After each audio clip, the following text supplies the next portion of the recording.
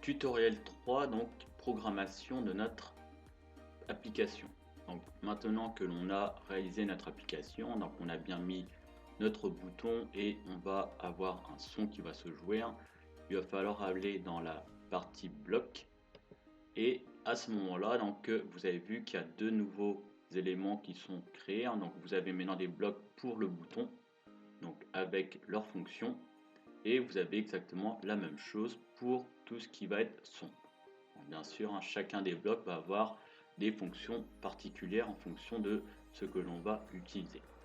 Donc comme j'expliquais dans l'application, tout simplement on va faire juste lorsque l'on appuie sur notre bouton.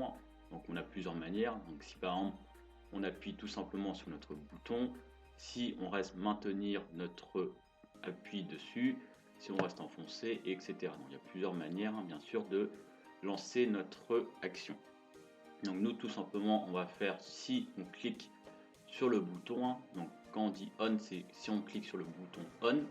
Donc tout simplement moi je veux que notre application lance le son numéro 1. Donc pour ça on va aller maintenant dans son et on va pouvoir donc choisir pareil, vous avez plusieurs éléments.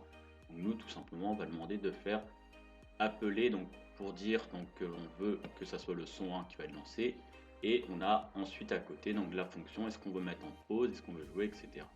Donc nous tout simplement on va mettre jouer. Et là vous avez vu donc on a tout simplement notre application qui est faite.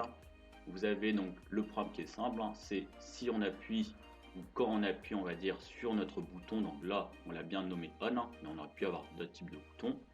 Je veux tout simplement faire donc appeler donc le son numéro 1 et je veux donc que l'action ça soit de le faire jouer. Et donc on a notre programme pour notre application.